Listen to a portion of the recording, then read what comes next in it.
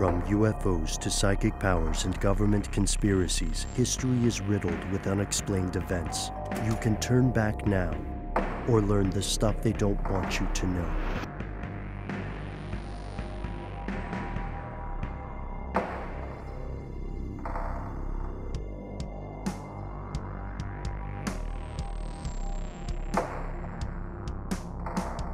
This message comes from the, what is it, the fearful otter? No, Trusty. Fearful. The trusty otter, of course. Thank you, Ben. This one comes to us from the trusty otter. I'm just going to get right into it. Greetings, gentlemen. After listening to your recent show on money laundering, I pondered about other ways that groups are using to clean their funds. With the boom of cryptocurrency within the past 5 years, the government has no way to regulate these different transactions. They're working on it, though, aren't they? While all transactions are being recorded in the blockchain, and those records will still be there when the government does create some regulation, there are ways around it. I know you mentioned NFTs and how they might be used, but there's still another way. Tornado cash is one way that is most worrisome. When someone who obtains cryptocurrency either through illicit activities or lawful ways, they can put some of those funds into this tornado cash system. Now they will not be able to remove that money right away. The longer they wait and the more money they put in by others, it makes it very difficult to see whose funds are whose and when they remove them or not. It's like an IOU system. I'm sure I'm missing some of the intricacies of the system as I'm no expert, but this is a basic overview to the best of my knowledge. I definitely see the other use for some people, but with the recent thefts of Ethereum, the kind of system will ensure that those bad actors will just have to wait to cash out. I know that some markets will not allow the sale of these stolen Ethereum, but if they are allowed to put it into Tornado Cash, it is as good as gone. Anyways, I love the show, and the three of you guys always have space in my playlist. Keep those investigations, and look forward to hearing your take on this. Cheers, the trusty otter. So we don't have to go too much into this, but just a quick refresher. When we say that, blockchain or regular cryptocurrency transactions aren't anonymous, it's sort of the way when we found out all of the ways that the CIA were monitoring phone calls of American citizens, not necessarily with data they could attribute directly to an identity one-to-one, but they could see all these patterns. They could see this number called this number and that number called that number, and then by analyzing it you can kind of see repetitions in the patterns and kind of get a sense of who is who, if you even know who one person that you're monitoring is. It's the same with the blockchain. Blockchain, transactions have a unique, key or set of kind of letters and numbers that are associated with whatever wallet that they are coming from, to or from. And if you know who one of them is, then over time you can kind of figure out who others are that are, being transacted with. It's called, I guess you'd call it metadata, where it's not directly giving you the identity of the person, although if you are using a cryptocurrency exchange, you do have to have some sort of identification to be, to join that exchange and to buy stuff from it. So it wouldn't be that far of a leap for the government to petition, those organizations to get that information. So there are ways to stay kind of anonymous using cryptocurrency on the internet, but it does require some effort. So it's not inherently, like some people might say or think, anonymous.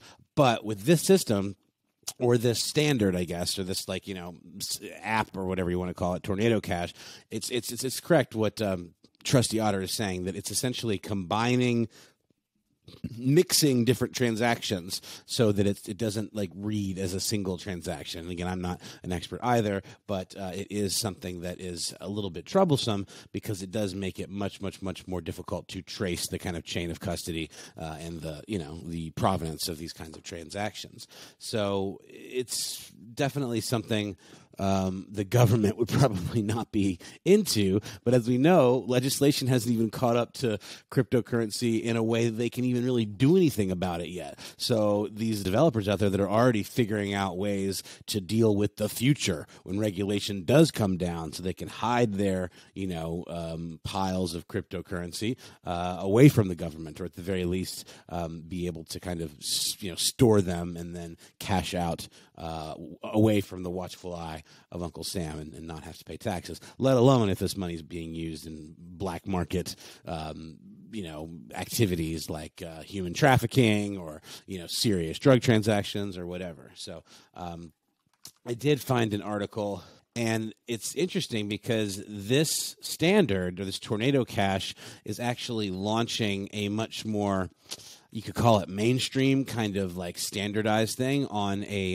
substrata kind of the blockchain called layer 2. That is where a lot of these like decentralized finance projects take place on different, like there's Polygon, there's all these other standards in there. L2, which is like not the traditional regular blockchain. It's like almost like a, if you could look at the web, then you've got the dark web. It's like almost like they're parallel kind of ledgers that are happening at the same time, but it's a different standard. So essentially they're rolling out something on something called the Arbitrum Layer 2 network that will allow people to directly use this Tornado Cash standard to mask their transactions. It is considered a fully decentralized Ethereum. So that's the basis, that's the coin that you would use to try to disguise these transactions. They're calling it a decentralized Ethereum mixer protocol, and it apparently masks the path that the coin takes from sender to receiver, allowing you to have completely private transactions without the need to use other more kind of privacy-focused coins that require you to do a lot more like exchanging, and like you have to pay fees every time you do those. And also layer 2 networks on this Ethereum standard are very, very fast and have very low fees, while also benefiting from the, security and decentralization that Ethereum, as a standard offers. So this is a little bit troublesome, Mm-hmm. Yeah, it's there's a great article from Shrimpy Academy that helped break it down for me as someone who's also not an expert on this. We know that blockchain technology can hide your identity, but it cannot hide the trace of transactions.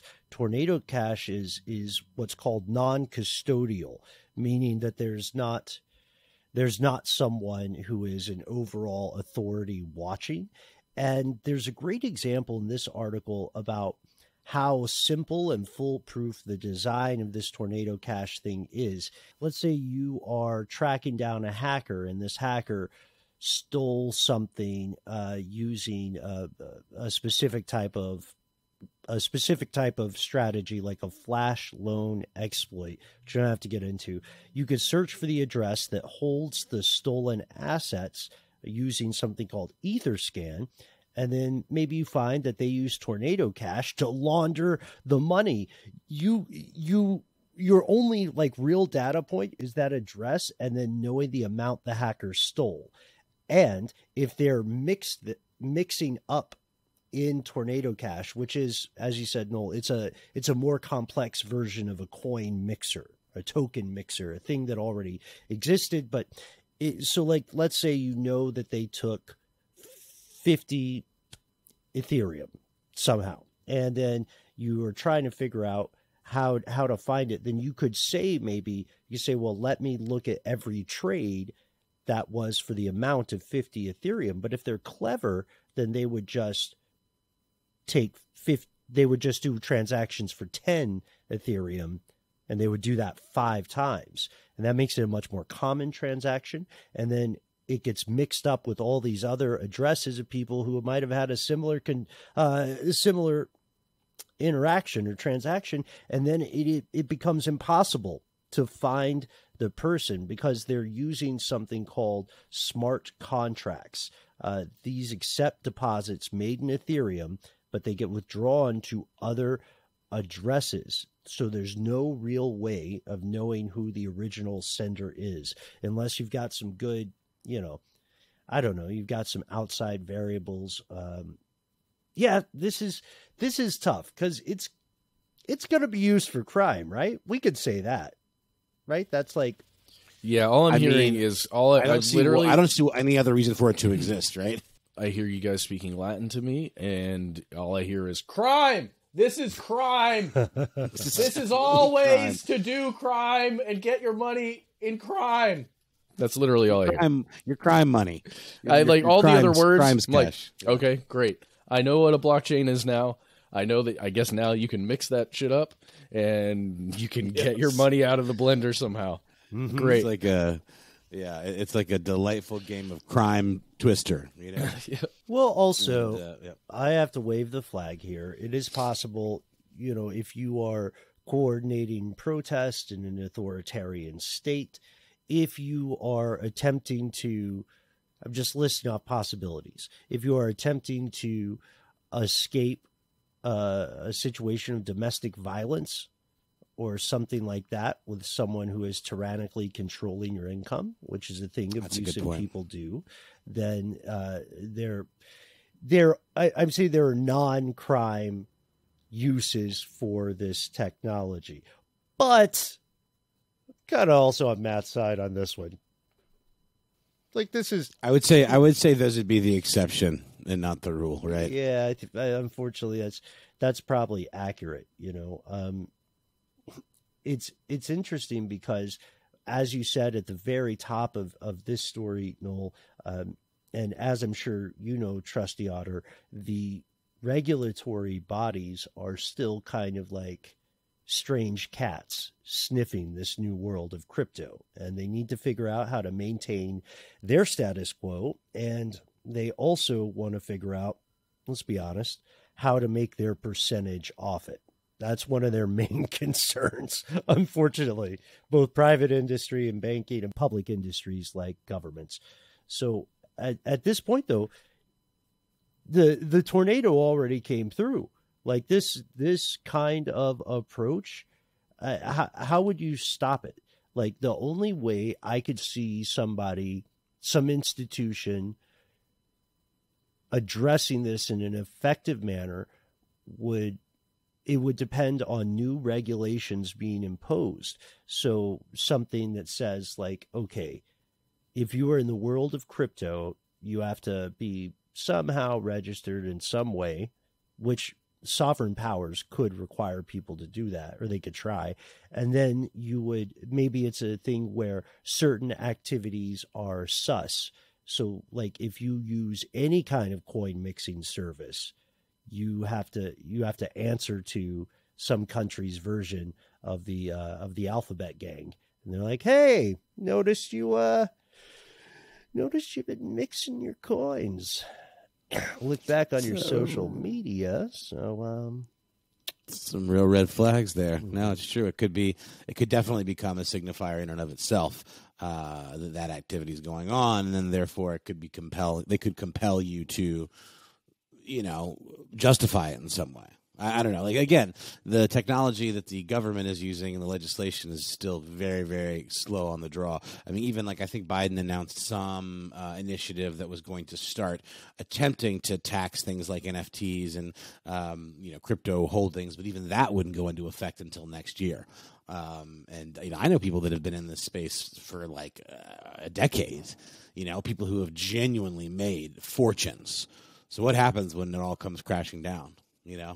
There have to be things in place for folks like that to protect themselves. Yeah, you got to get out, well, also those regulations may happen sooner because the Biden administration has decided that, remember during their campaign, they were like, we're going to cancel student loans. And I think it was last night or today they announced we were not going to do that. So pay up. So right. So right. Oops.